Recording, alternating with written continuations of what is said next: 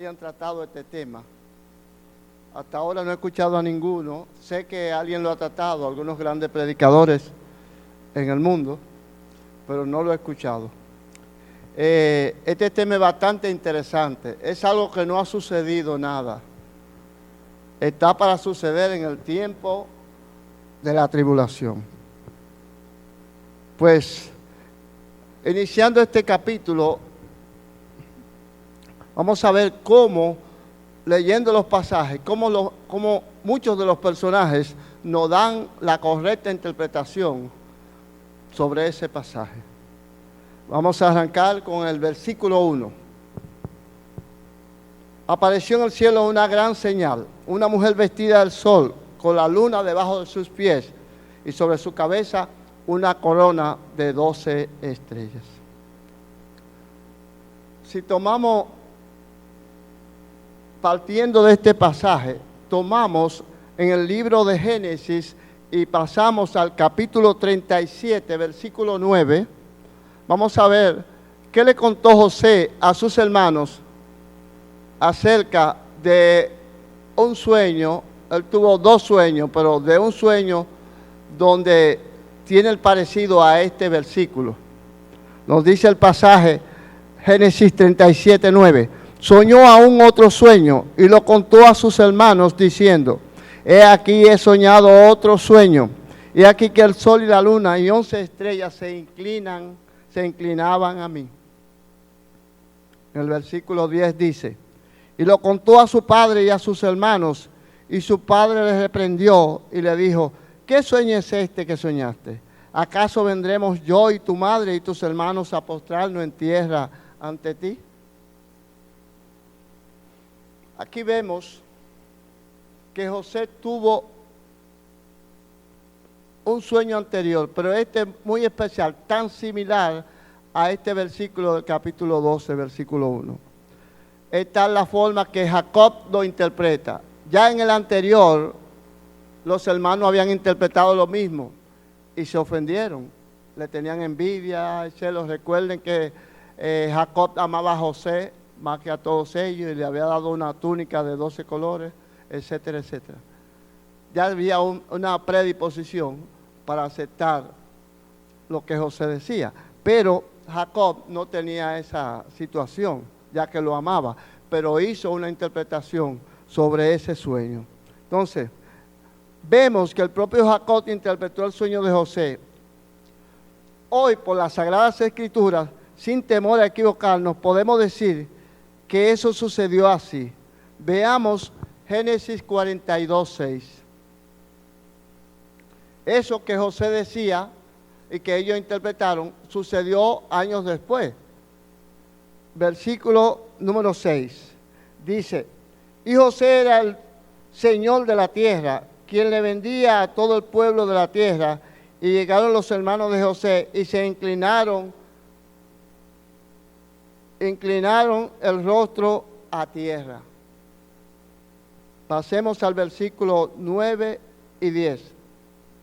Entonces se acordó José de los sueños que había tenido acerca de ellos, y les dijo, espías sois, por verlos descubiertos del país habéis venido.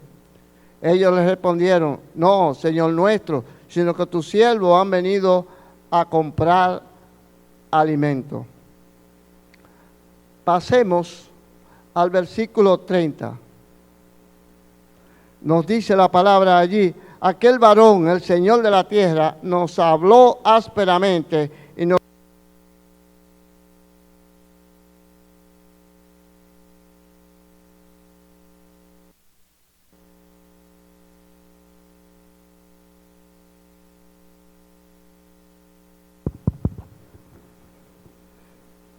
Dice el versículo, aquel varón, el Señor de la tierra, nos habló ásperamente y nos trató como espías de la tierra.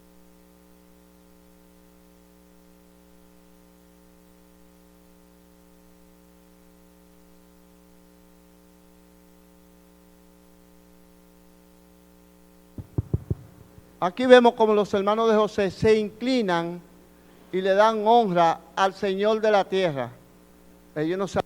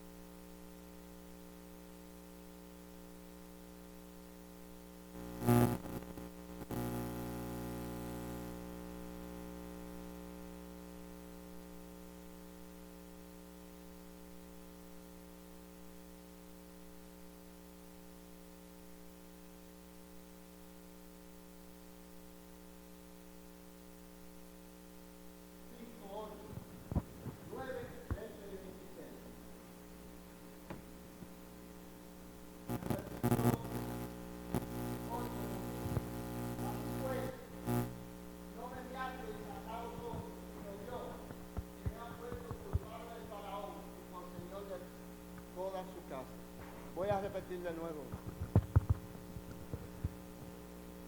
Capítulo 45, versículo 8. Así pues, no me enviasteis acá vosotros, sino Dios, que me ha puesto por padre de Faraón y por señor de toda su casa, y por gobernador en toda la tierra de Egipto. Daos prisa, id a mi padre y decidle, así dice tu hijo José, Dios me ha puesto por señor de todo Egipto. Ven a mí, no te detengas. El versículo 13 dice, haréis pues saber a mi padre toda mi gloria en Egipto y todo lo que habéis visto, y daos prisa y traed a mi padre acá. Versículo 26. Y le dieron la nueva diciendo, José vive aún y es señor en toda la tierra de Egipto. Y el corazón de Jacob se afligió porque no los creía. Ellos le habían dado la noticia muchos años atrás de que su hijo lo había devorado una fiera, y le llevaron la túnica de colores llena de sangre, todo preparado por ellos, porque aborrecían a José, le odiaban, pero nunca le dijeron que habían hablado mentira.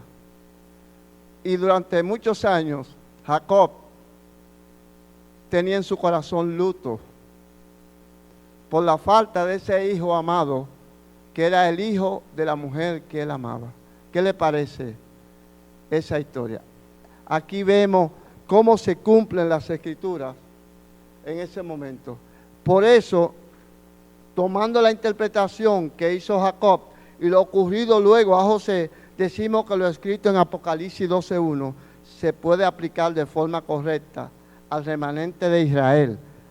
Aclaro que no se refiere a todos los judíos como pueblo, sino a aquellos escogidos por Dios para salvación, que vendrán a representar a la nación, las 12 tribus de Israel, prometidos por los profetas.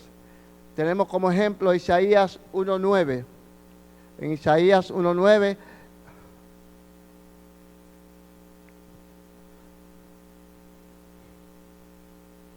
ahí encontramos que él habla sobre un remanente pequeño. Nos dice la palabra, si Jehová de los ejércitos no nos hubiera dejado un resto pequeño, como Sodoma fuéramos y semejante a Gomorra. Aquí vemos que Israel, no exactamente todo el pueblo va a ser salvo. Según el versículo 10 también dice, príncipe de Sodoma, oíd la palabra de Jehová, escuchad la ley de nuestro Dios, pueblo de Gomorra. Le llama de esta forma porque el pueblo estaba en ese momento corrompido. Y al día de hoy tenemos que Israel tiene mucha corrupción. Israel no está creyendo en el enviado de Dios para salvar sus almas. Siguen guardando la ley o guardando cosas. Hay entre ellos que guardan principios que el mundo tiene con la corriente de la época. Vamos a ver en el versículo 20 y 23 del mismo Isaías nos dice, si no quisiereis, si fuereis rebeldes, seréis consumidos a espada, porque la boca de Jehová lo ha dicho. En el versículo 23 dice, tus príncipes, prevaricadores y compañeros de ladrones, todos aman el soborno y van tras las recompensas. No hacen justicia al huérfano, ni llega a ellos la causa de la viuda. ¿Qué le parece ese comportamiento de aquellos tiempos y a lo que estamos viendo hoy en la mayoría de los pueblos de este mundo, especialmente en la zona de América o en la zona democrática, que se llama tanto de Europa como de América? Las cosas van en aumento en cada uno de esos países, cumpliéndose las escrituras. Entonces, podemos quedar claros que ese versículo 1 se refiere a Israel. Lo fue en el sueño, se cumplió, y aquí en Apocalipsis 12:1 también se nos habla de esa mujer vestida del sol, con la luna bajo sus pies. Recuerden lo que interpretó Jacob. Debemos quedar claro que se refiere ese versículo a Israel. Pasemos al versículo 2. Y estando encinta, clamaba con dolores de parto en la angustia de su alumbramiento. Esto se refiere al tiempo en que Israel remanente va a ser salvo. Pero para ello tiene primero que pasar por la gran tribulación. Pasemos a Daniel 12:1, por favor. Daniel, allí a Daniel también se le dice en el último capítulo de su libro qué va a suceder en el tiempo del fin. Se dice que en aquel tiempo se levantará Miguel, el gran príncipe que está de parte de los hijos de tu pueblo, y será tiempo de angustia, cual nunca fue desde que hubo gente hasta entonces, pero en aquel tiempo será libertado tu pueblo, todo lo que se hallen escritos en el libro. Israel ha pasado por muchas angustias. No vamos a citar a Babilonia y esos tiempos. Empecemos a citar a partir de que el Señor partió, o de ese momento. Allí estaban los romanos, y llegado el año 70, Jerusalén fue devastado, destruido el templo, y los israelitas, los judíos, fueron echados fuera y llevados cautivos entre todas las naciones. Pero Dios prometió que los restauraría en el tiempo final. Y nosotros ya hemos visto y sabemos y debemos entender, como dijo el Señor, cuando veáis que estas cosas acontecen, erguíos y levantad vuestras cabezas. Porque a partir del año 48, Israel comenzó a migrar hacia su tierra, fruto de aquella persecución y de aquel holocausto que Dios permitió que pasara. Ustedes se imaginan una nación por próximo a 2000 años, por lo menos más de 1900 años, regado por el mundo. ¿Cómo podía moverse esa nación para regresar a su tierra cuando su tierra estaba ocupada por otros pueblos? Tenía que suceder algo grande, que moviera el corazón de ellos a regresar a su tierra y Dios crear las condiciones. Pues Dios lo hizo. Allí estaban los ingleses y tenían parte de esa tierra. Y en las Naciones Unidas hubo momentos y se acordaron. Tenía otro nombre en ese momento. Creo que Reunión de Naciones, una cosa así, si mal no recuerdo. Y acordaron darle un pedazo de tierra a Israel. Y hasta el día de hoy vemos, pero el judío va regresando a su tierra. El motivo mayor fue esa gran persecución. Y aquí dice que una angustia como nunca. En los días de Hitler, esa angustia no se va a parecer a la que van a padecer en el tiempo del anticristo.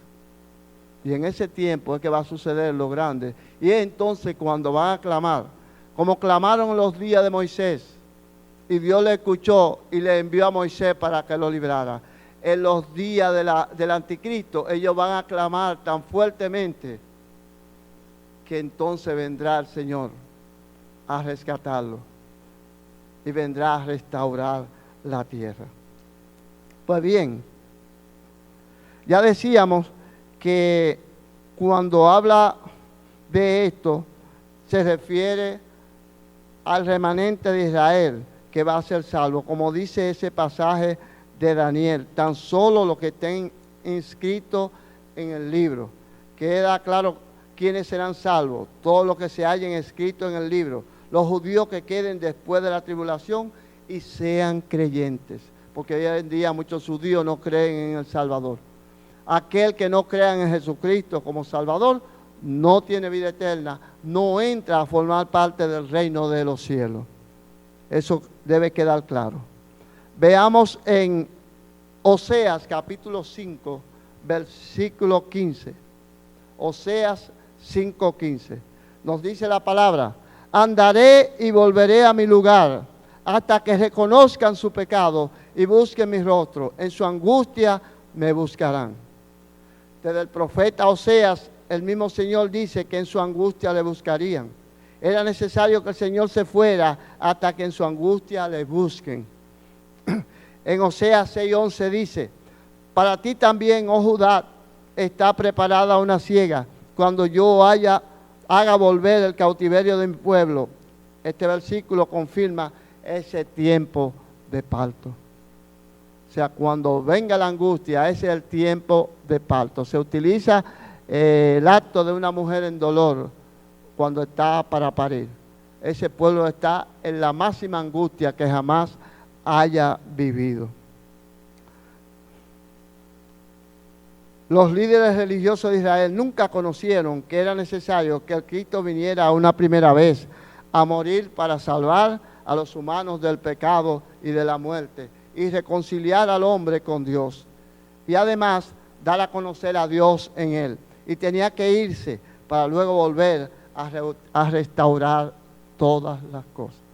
Por eso fue la necesidad de que el Señor partiera, que no se quedara. Ellos no creían en Él.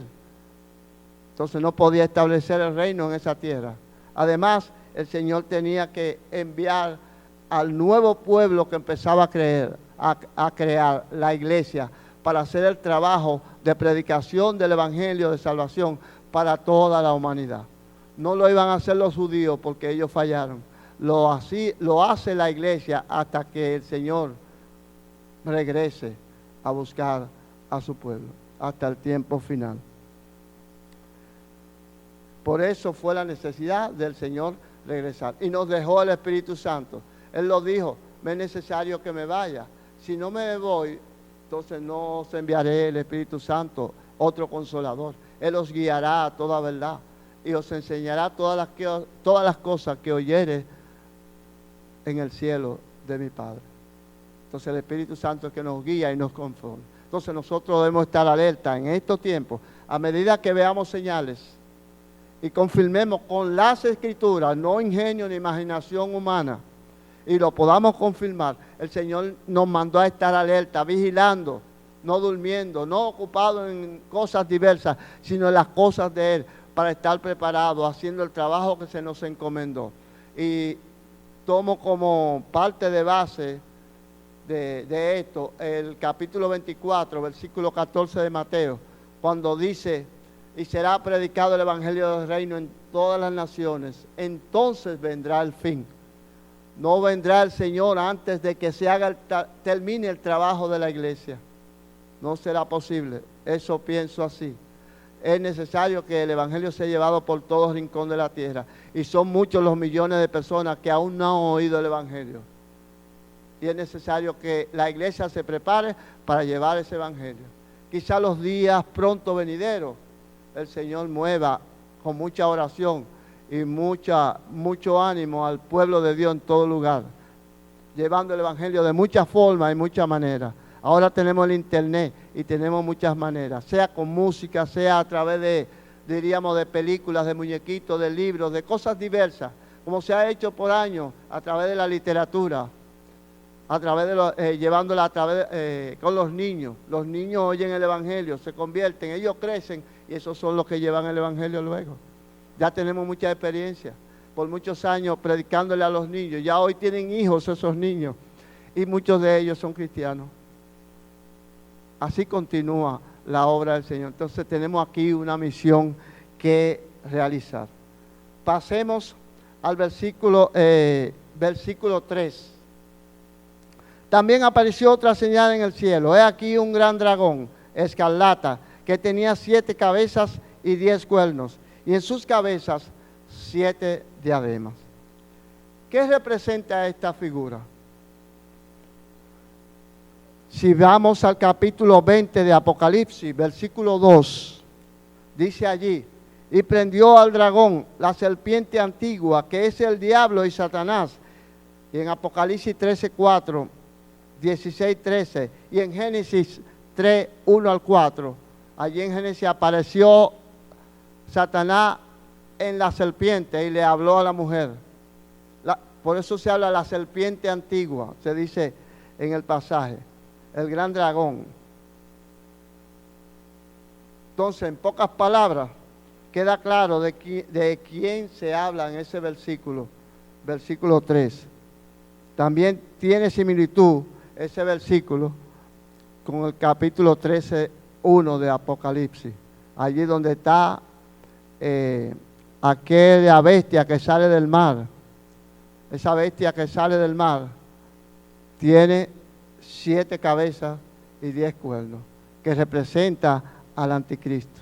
Aquella bestia donde se sienta la mujer y que hacen adorar al mundo entero, adorar a la bestia y a su imagen.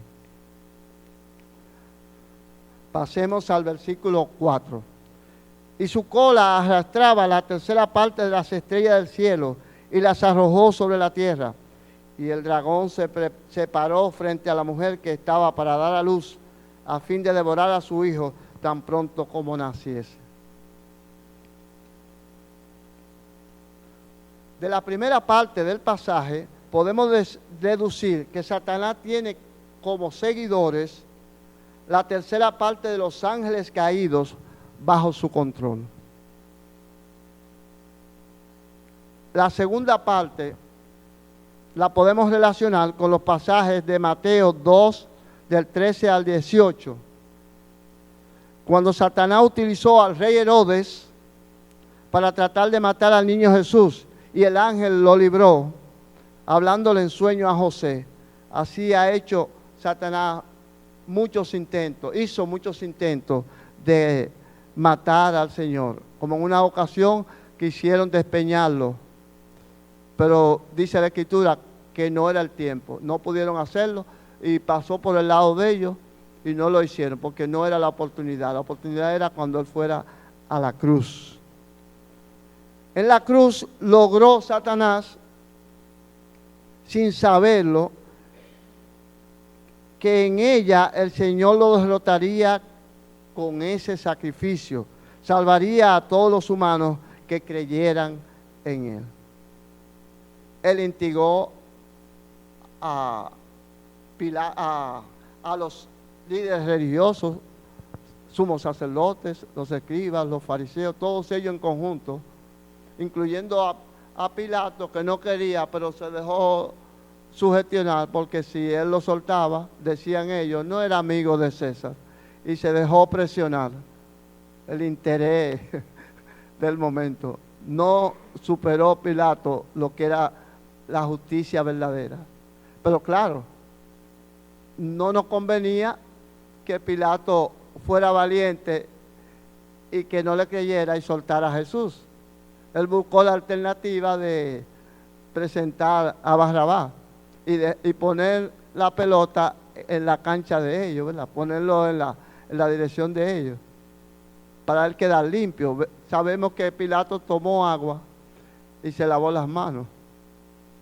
No fue valiente, pero en verdad no convenía que el Señor fuera liberado, si entonces no se cumplía las Escrituras de que como cordero sería llevado al matadero y delante de sus trasquiladores se cumpliría todo lo que estaba escrito en el libro de Isaías, capítulo 53.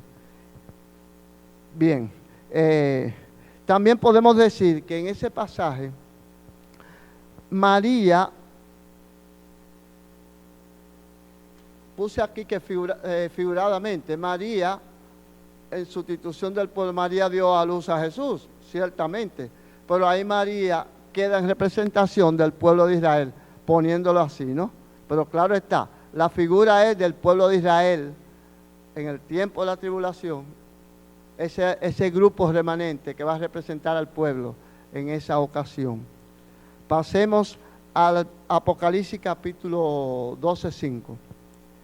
Y ella dio a luz un hijo varón, que regirá con vara de hierro a todas las naciones, y su hijo fue arrebatado para Dios y para su trono. En este pasaje se nos habla del Señor Jesucristo, y pienso que no habrá ninguna duda o discusión. El Señor, luego de ascender al cielo, se sentó a la diestra de su Padre, como dicen las Escrituras. Podemos ver libro de los Hechos, capítulo 2, versículo 34. Allí el apóstol Pedro dice, porque David no subió a los cielos, pero él mismo dice, dijo el Señor a mi Señor, siéntate a mi diestra, citando al rey David. En los Hechos 1:10 dice la Escritura, y estando ellos con los ojos puestos en el cielo, entre tanto que él se iba, He aquí que se pusieron junto a ellos dos varones con vestiduras blancas. En los Hechos 1:11 dice, los cuales también le dijeron, varones galileos, ¿por qué estáis mirando al cielo? Este mismo Jesús que ha sido tomado de vosotros al cielo, así vendrá como le habéis visto ir al cielo. Y ya yendo, tenemos también la cita de Hechos 2:34, donde dice que allí lo pone hasta que ponga a tus enemigos por estrado de tus pies. El Señor está sentado a la diestra del Padre hasta que Dios ponga a sus enemigos postrados a sus pies. Y ya podemos citar, luego lo pueden buscar, Marcos 16:19, el Salmo 2:6-9, Salmo 22:27-31, en el 89, el versículo 26-28. Allí se nos habla de esa estatura del Señor Jesucristo. En Hebreo 1:13 dice, pues, ¿a cuál de los ángeles dijo Dios jamás? Siéntate a mi diestra hasta que ponga a tus enemigos por estrado de tus pies. Estos versículos y otros tantos dejan ver claro de a quién se refiere Apocalipsis 12:5. A ese hijo, cuando la mujer dio a luz, el hijo dice fue arrebatado al cielo para Dios y para su trono. ¿Cómo dice la Escritura? Que el Señor subió a lo alto y fue sentado, lo decía David en los Salmos y como citamos los otros casos, y está a la diestra del Padre allí. Ningún ángel tiene la gloria del Hijo. Y la gloria del Hijo, como dice en Filipenses, le dio un nombre que es sobre todo nombre, para que en el nombre de Jesús se doble toda rodilla, de los que están en los cielos, en la tierra y debajo de la tierra. Y aún los ángeles tienen que adorar al Hijo de Dios. Vemos entonces de quién habla ese versículo, del versículo 5. Pasemos al versículo 6. Y la mujer huyó al desierto, donde tiene lugar preparado por Dios, para que allí la sustenten por 1260 días. Este pasaje indica que este grupo de israelitas o judíos será protegido y sustentado por Dios durante el tiempo de la gran tribulación. Es decir, 3 años y medio, o tiempo si la mitad de un tiempo, o 42 meses, o 1360 días. Esos números se le dieron en diferentes momentos a Daniel, y aquí se presenta también en el libro de Apocalipsis. Todos significan lo mismo, el tiempo final del gobierno del anticristo. Pasemos al versículo 7. Y después hubo una gran batalla en el cielo. Miguel y sus ángeles luchaban contra el dragón, y luchaban el dragón y sus ángeles. Continuamos con el 8. Pero no prevalecieron, ni se halló ya lugar para ellos en el cielo. Versículo 9. Y fue lanzado fuera el gran dragón, la serpiente antigua, que se llama Diablo y Satanás, el cual engaña al mundo entero. Fue arrojado a la tierra y sus ángeles fueron arrojados con él. Durante mucho tiempo se ha hablado de cuando Satanás pecó en el principio contra Dios y se dice fue echado fuera. Pero lo que cita aquí el pasaje indica que el suceso de ser echado fuera formalmente sucede en el tiempo de la tribulación. Bien, este suceso, según algunos opinan, sucedió al principio cuando Satanás y sus ángeles pecaron. Mas pienso que esa batalla no ha sucedido, sino que sucederá a la mitad de la semana 70 de la profecía de Daniel. ¿Por qué? Veamos. Primero, en los versículos 7 al 8, la batalla sucede en el cielo. No sé si donde mora Dios o en el espacio, ¿verdad? Si en el primer cielo, como dice Pablo, Pablo habla del tercer cielo, lo que indica que hay 1, 2 y 3. Entonces, no podríamos decir si fue en el cielo o en el espacio que sucedió este acontecimiento.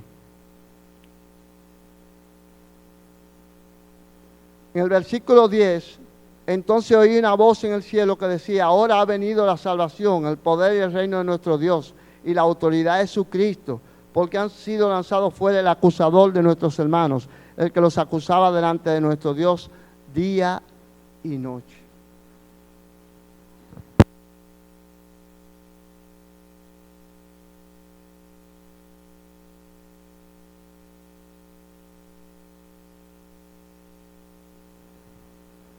Juan oye una gran voz en el cielo que decía, ahora ha venido la salvación, el poder y el reino de nuestro Dios y la autoridad de su Cristo. Los versículos 9 y 10 en especial, y los siguientes, nos dan a entender, como ya dije anteriormente, que la batalla sucede en la semana 70 de Daniel. Será hasta ese momento que se realizará la batalla y que Satanás será arrojado del cielo a la tierra. Dejará de acusar a los creyentes delante de Dios día y noche. ¿Cómo pues podría Satanás estar atado cuando vemos el mundo como siempre ha estado y el enemigo luchando contra la iglesia desde los días del Señor y los apóstoles hasta hoy y el día en que termine la tribulación? Quiero aprovechar la ocasión para decir a los que creen y piensan y dicen que Satanás fue atado desde cuando el Señor vino la primera vez, que por favor verifiquen y corrijan los conceptos. Veamos el versículo 11. Y ellos le han vencido por medio de la sangre del Cordero y de la palabra del testimonio de ellos, y menospreciaron sus vidas hasta la muerte. Queda claro que los creyentes vencen a Satanás y a sus seguidores con la sangre de Cristo y el menosprecio de sus vidas, lo dice el pasaje. Pasamos pues al versículo 12. Por lo cual, alegraos cielos y los que moráis en ellos. Ay de los moradores de la tierra y del mar, porque el diablo ha descendido a vosotros con gran ira, sabiendo que tiene poco tiempo. En la primera parte se le dice a los moradores de los cielos que se alegren, hagan celebración, y a los de la tierra, ay, porque tendrán dolores, ya que Satanás fue lanzado para la tierra con mucha ira y que tiene poco tiempo. Si vemos los pasajes en el capítulo 1 de Job, versículos 6 al 12, en el capítulo 2, 1 y 10 y 7, el maligno rodeaba y andaba por la tierra. Cuando Dios le preguntaba, ¿de dónde viene? ¿Dónde ha estado? Él le dijo, he venido de rondar la tierra, anda por el mundo. Dice que se presenta delante de Dios para acusar a Job, y así hace con los creyentes hoy en día. Si vamos a Zacarías 3:1 al 2 y Apocalipsis 2, dice, yo conozco tus obras y dónde moras, donde está el trono de Satanás, pero tienes mi nombre y no has negado mi fe, y aun en los días en que Antipas, mi testigo fiel, fue muerto entre vosotros, donde mora Satanás. Si vamos al versículo 10, dice, no temas en nada lo que vas a padecer. He aquí el diablo echará a algunos de vosotros en la cárcel para que seáis probados y tendréis tribulación por 10 días. Sé fiel hasta la muerte y yo te daré la corona de la vida. Y en 2 de Tesalonicenses capítulo 2 también se nos habla allí del anticristo. Y en 2 de Corintios capítulo 4, versículo 3 al 4, también tenemos otro. Estos pasajes demuestran que Satanás no está atado, sino que trabaja hasta el día de hoy. Hay hermanos muy queridos, muy estudiosos, que entienden, sabemos que hay creencias diversas en cuanto a la fe, el tiempo de la venida del Señor, no el día ni la hora, sino que el Señor viene antes, durante o después de la tribulación, o que los 1000 años están sucediendo, se han escrito muchas cosas. Pero aquí vemos, para los que creen que Satanás está atado, él trabaja. Y en ese momento es que Miguel lucha y lo echan fuera y el cielo se regocija. Por eso se habla de ese tiempo de angustia en Daniel 12:1. Pasemos al versículo 13. Y cuando vio el dragón que había sido arrojado a la tierra, persiguió a la mujer que había dado a luz al hijo varón. Aquí debemos recordar que cuando se habla de esta mujer, se está refiriendo al pueblo de Israel, las 12 tribus, el remanente para salvación. Probablemente el grupo sea de los 144,000 que aparecen escogidos, sellados con el nombre de Cristo y de su Padre en su frente. Podemos ver Apocalipsis 7, versículo 3 al 8, Apocalipsis 14, del 1 al 5. En cuanto al Hijo varón, se refiere al Señor Jesucristo. Pienso que no debe haber ninguna duda, porque el único que subió al cielo está a la diestra del Padre y se sacrificó para salvar a toda la humanidad, y que si Satanás quería destruir y no pudo, fue al Señor Jesucristo. Podemos entonces pasar al versículo 14. Y se le dieron a la mujer las 2 alas de la gran águila para que volase delante de la serpiente al desierto, a su lugar, donde es sustentada por un tiempo, tiempos y la mitad de un tiempo.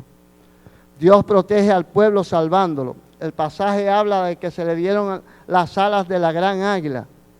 Pienso que el pueblo será llevado quizá en varios aviones grandes y llevados al desierto, donde Dios le tiene sustentada, donde Dios le sustentará, como lo hizo con el profeta Elías en su momento de aflicción. En cuanto al lugar, creo que ese lugar está profetizado. Dice el lugar en un desierto, no específicamente así, todo claro. Dios sabe dónde lo pondrá y dónde lo ocultará para que el anticristo no lo encuentre. Dice, en el tiempo, sí, el tiempo es durante el gobierno del anticristo. Veamos el versículo 15. Y la serpiente arrojó de su boca tras la mujer agua como un río, para que fuese arrastrada por el río. En Apocalipsis 17:1, vino entonces uno de los 7 ángeles que tenían las 7 copas y habló conmigo diciéndome, ven acá y te mostraré la gran ramera, la que está sentada sobre muchas aguas. Comparemos pues, cuando en la palabra de Dios se habla de aguas o mar, se está refiriendo a multitud de gentes. En Apocalipsis 17:15 dice, me dijo también, las aguas que has visto, donde las rameras se sientan, son pueblos, muchedumbres, naciones y lenguas. Entonces ese ángel que le habla a Juan en el capítulo 17:15, le da la interpretación de donde la mujer está sentada sobre la bestia, que tiene 7 cabezas y 10 cuernos, y está sobre muchas aguas. Y el ángel le da la interpretación que las aguas representan muchedumbres y naciones. ¿Qué le parece? Entonces, lo que estamos estudiando ya en Apocalipsis 12, cuando el dragón lanza agua, está lanzando soldados, gentes, para atacar a la mujer. Allí tenemos la respuesta, cuando la serpiente arrojó de su boca agua como un río. Satanás envió mucha gente y soldados contra el pueblo de Israel para que lo mataran. ¿Qué instrumentos o personas Satanás utilizó o utilizará? Respuesta, al anticristo. Pienso que como su padre, es su padre, estará lleno de ira, pues a la mitad de la semana 70, ya que también el anticristo se llenó de ira. Si vemos a Daniel 11:30, dice allí, porque vendrán contra él las naves de Quitín, y él se contristará y volverá y se enojará contra el pacto santo, y hará según su voluntad. Volverá pues y se entenderá con los que abandonen el santo pacto. En Daniel 11:71 dice, y se levantarán de su parte tropas que profanarán el santuario y la fortaleza, quitarán el continuo sacrificio y pondrán la abominación desoladora. Aquí dice la razón humana de por qué el anticristo rompe el pacto e invade a Jerusalén, rodea el templo y luego lo ocupa y se sienta en el templo como Dios, haciéndose pasar por Dios en el lugar santísimo. Podemos verlo eso allí en 2 de Tesalonicenses, capítulo 2, versículo 4. Vamos casi concluyendo. Veamos el versículo 16. Dice, pero la tierra ayudó a la mujer, pues la tierra abrió su boca y tragó el río que el dragón había echado de su boca. Dios obrará de tal manera que recordamos cuando Moisés oró por Coré, Datán y Abirán, y la tierra se abrió y se los tragó. Ver Deuteronomio 11:6, número 16, 30-34. esos son acontecimientos que Dios muestra. En su momento, en la tribulación, Dios va a abrir la tierra para que se trague a esa gente que va a perseguir a esos judíos creyentes, verdaderos creyentes en Jesucristo. Pasemos al versículo 17. Entonces el dragón se llenó de ira contra la mujer y se fue a hacer guerra contra el resto de la descendencia de ella, los que guardan los mandamientos de Dios y tienen el testimonio de Jesucristo. No pudo contra ese grupo. Dios abrió la tierra y se tragó el ejército, la multitud que envió contra ellos, y lo ocultó durante 1260 días, o 3 años y medio, o 42 meses. Dios ocultó a ese pueblo. Entonces decidió Satanás enviar al anticristo y a su gente a pelear contra los otros creyentes que están en ese momento en el tiempo de la tribulación. Esto indica que el dragón y el anticristo, como no lograron su primer objetivo, se dispusieron a perseguir a los demás creyentes en Cristo el Señor, que no son el remanente especial. Podríamos decir que ahí se da la invasión del anticristo a Jerusalén, a la mitad de los 7 años. En conclusión, ya culminando, podemos decir, en este capítulo no nos debe quedar claro que la mujer encinta de que se habla es Israel, grupo escogido por Dios como especial tesoro que va a representar al pueblo de Israel. Esto no quiere decir que muchos del pueblo no van a ser salvos, pero la mayoría no se salvará, según dice Isaías 1:9, que estuvimos citándolo anteriormente. Este suceso ocurre precisamente en el tiempo de la gran tribulación, según Daniel 12:1. Cuando habla del dragón, ya sabemos que habla de Satanás, Apocalipsis 22. Cuando habla del dragón y su cola, que arrastra la tercera parte de las estrellas, esto es figura, representa la tercera parte de los ángeles que le siguen y pecaron con él. Cuando habla del hijo varón, nos habla del Señor Jesucristo. Cuando dice de la mujer que huye al desierto, es en un lugar al oriente que Dios le tiene reservado para sustentarla por 1260 días, literales, hasta que termine la gran tribulación. Cuando dice de la batalla en el cielo, de Miguel y sus ángeles, y el dragón y sus ángeles, esto no es simbólico, es real y sucede a la mitad de la semana 70. Y Satanás es echado fuera y lanzado a la tierra. Y el hecho de que se diga el acusador de nuestros hermanos, que los acusaba delante de Dios día y noche, esto también indica que Satanás no ha estado atado hasta que el Señor regrese en su segunda venida, y será luego, y entonces cuando será atado por 1000 años reales, los 1000 años que no son figuras. Cuando se dice que persigue a la mujer, grupo especial, y no logra lo que quiere, se dice hacer guerra contra el resto de la descendencia de ella, los que guardan los mandamientos de Dios y retienen al testimonio de Jesucristo. Estos serán creyentes en el Señor Jesucristo, el otro grupo. El dragón quiere destruir a todos los creyentes, tanto judíos como gentiles que se encuentran vivos en la gran tribulación. Estas persecuciones serán realizadas por el anticristo, gobernando sobre todo reinos, naciones, tribus, pueblos y lenguas. Finalizando, decimos que Israel será salvo en la gran tribulación. Podemos ver a Ezequiel 39:28, que dice: sabrán que yo soy Jehová su Dios, cuando después de haberlos llevado al cautiverio entre las naciones, los reúna sobre su tierra, sin dejar allí ninguno de ellos. Y ya Dios comenzó a hacer eso en el año 48.